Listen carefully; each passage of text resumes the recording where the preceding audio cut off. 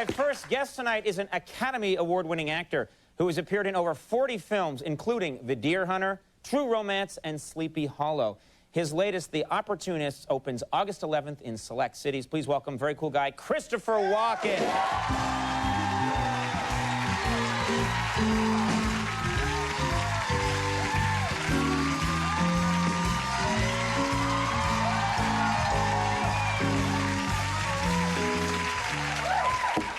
Thank you so much for coming back. Thanks. You've got to be excited about Mr. T. I am. No, I just said hello to him. Yeah, nice guy? Oh, yeah. Haven't met him yet. Oh, yeah. Did he say, pity the fool? No, we had a nice chat. You've taken all the excitement out of this Mr. T segment. I've had everyone to a fever pitch about this. You're like, we had a nice chat. Some tea and crumpets, maybe? Yes, yes. Well, speaking of which, I should mention, on the subject of food, we didn't get to talk about this last time you were on the show. It surprised me a bit, because in so many of your films, you're very intimidating. You can be a scary, quirky guy on film, and yet you have this passion, this love of cooking, don't you, in real life? I do. You're the only man I know who can get a laugh on, I do.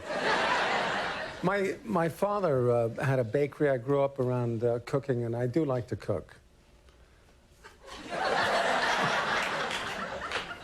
And you thought, I've read that you have thought about doing a cooking show. Cooking with Christopher Walken. Is this true? Yes, I did a cooking show, and it was good. I did one for Bravo. It was just one episode. But I'm thinking of getting those little cameras and putting them in my kitchen and going on the internet. And just filming you cooking, are you intimidating and at all when you cook? Do you bring that famous Christopher Walken energy into your cooking? No, I think I think it would be great because it wouldn't need any preparation. Just go do it. All I'd need was groceries, really. And I could get one of those patter books, you know, maybe Henny Youngman, you know, just gags. I could cook and do gags. You want to cook and do jokes at the same time. And maybe I could have a telephone, it'd be a psychic hotline, you know. People could call me, I could give them advice. Yeah. You're scaring me now. You, you like jokes. You dreamed about being a stand-up comic, is that right? I did. When I was a kid, I used to go to see to the clubs downtown in the village and all to see the stand-up comics. I've always been amazed by that. Did you ever try it? I'm just trying to picture you on stage telling jokes.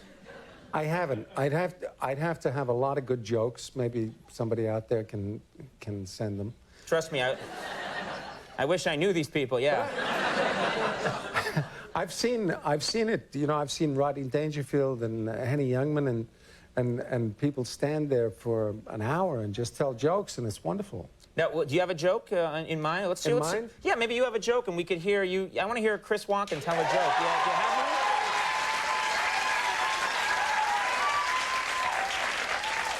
Well, there's my joke. The duck walks into the drugstore and he says, "I'd like some lip gloss." And the guy says, "Is it cash or charge?" And he says, "Put it on my bill." You know that one.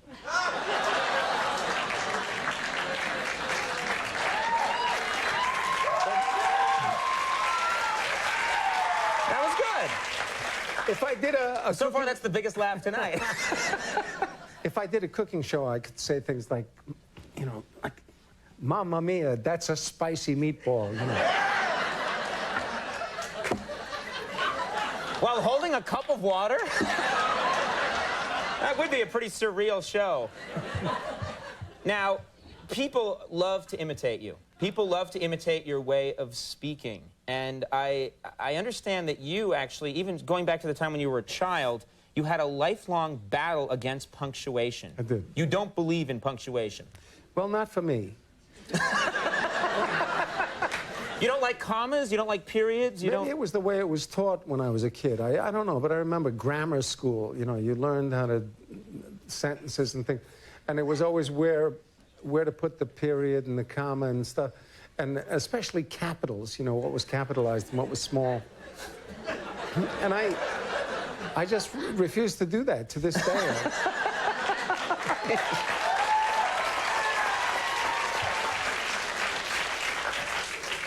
There were certain words that See, I thought you were done.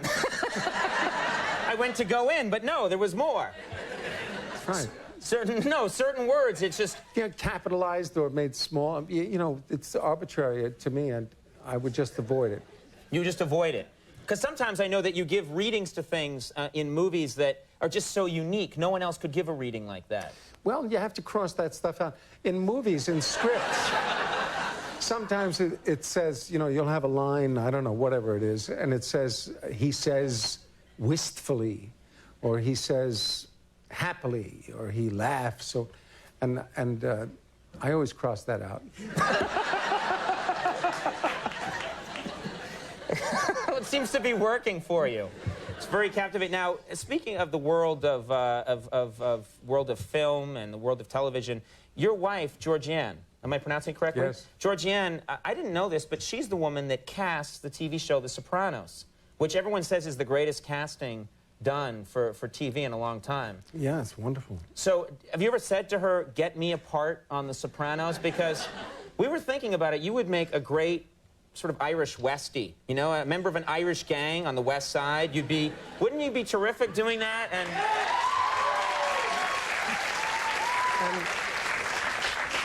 And Conan, you too.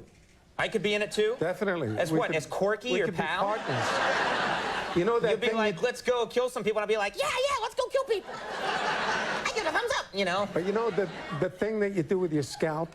Which thing? You know, you can move it. Oh, you've seen the show? Okay, yeah. I do this, yeah. But every time you were going to do something... Wait, I'm not done. Now I'm done. See, I didn't put a period there either. But every time you were going to do something, you know, awful... That was, okay, I think I was going to, like... You could do that. I could do that just before I strangled that, and then someone. people would go, oh...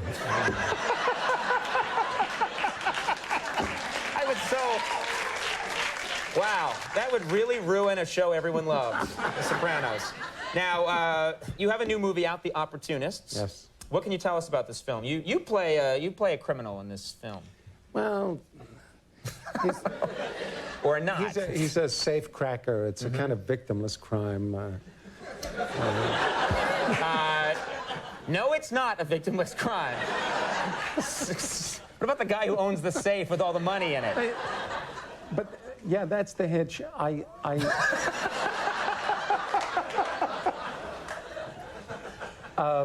But I'm trying to, you know, straighten my life out, and it's a nice part for me because I play a man with a family and children, and he is a safe cracker, but. Now you're listening to yourself and going, what? I'll ask you about something before we go. I read that, and it may be a rumor, but I read that you try and do a little jig in every movie that you do. You try and work in somewhere a little tiny dance move or a jig, and then it's your own personal thing that you do, sort of like is there any truth to that? Yes. When I was for a long time, I was in musicals. That's my background, really, musical comedy, and it's true. I seem to slip a little homage to Broadway into a lot of things. It's wrong of me. It's naughty. Do you ever force it into a role that doesn't call for it? Like, yes. I'm going to kill you. Now, back to killing you. Absolutely. Absolutely. It's unprofessional. It's unprofessional. It's not right. It's not fair to the writer, you know. But you don't care. I do it. You do it anyway. The Opportunists, where I'm sure there's a jig in there somewhere, yes? Strangest reaction I've ever had yet. The Opportunist opens August 11th in select cities, and you know what? I love it when you come on the show. It's a real treat for all of us. Too. Thank you very much. Christopher Walken, everybody. Mr. T coming up. Stick around. We'll be right back.